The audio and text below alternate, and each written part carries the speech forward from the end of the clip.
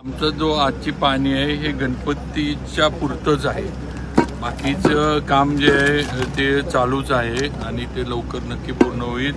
आज जे आम्ही सगळेजण मी रवी शेठ पाटील आमदार साहेब वगैरे कलेक्टर साहेब SP मॅडम वगैरे सगळे जे येतात CO मॅडम पण आज आमचं हेच आहे की गणपतीच्या आधी मुंबईवरून येणाऱ्या आपल्या कोकणवासीय चाकरमान्यांना गावापर्यंत पोहोचण्यासाठी रस्ता सुस्थितीत मिळाला पाहिजे।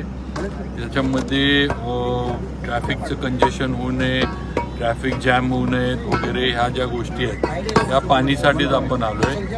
काही कामं झालीत, काही ठिकाणी आता जसं इथं आपण बघितलं इथलं काम काही वेळेत होणार नाही आहे, त्यामुळे इथं रोड नीट करून ठेवणं की ज्याच्यामुळे ट्रॅफिक तरी फ्लोईंग राहील, अडकणार नाही अशा पद्धतीनं आपण नियोजन करतोय। आणि एक 2-3 विषय साधारण माणगाव इंदापूर हे बायपास सोडले तर माझ्या मते बाकीची सर्व कामं या डिसेंबरपर्यंत पूर्ण व्हायला कुठली अडचण नाही आहे। माणगाव इंदापूर बायपास ROB ह्यालाच फक्त अजून 1 वर्षभर जाईल, कारण त्याचं टेंडर आत्ता परत झालं आहे। पूर्वीचे कॉन्ट्रॅक्टरना कमी केलं, नवीन आता एजन्सी दिली आहे, त्यांनी काम सुरू केलं आहे।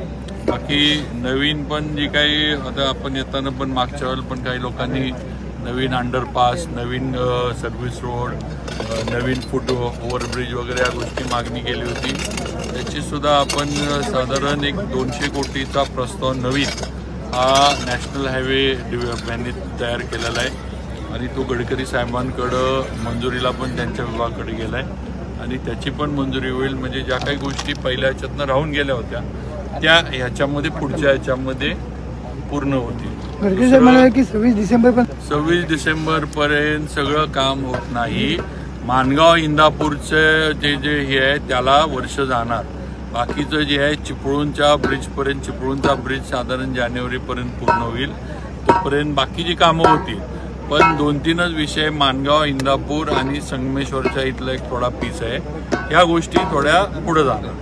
सर्व्हिस रोड असू दे, मेन कॅरेजवे असू दे, तेच गणपतीच्या आधी सुस्थितीत करण्यासाठी बघण्यासाठी आणि सूचना देण्यासाठी आम्ही इथं आलोय।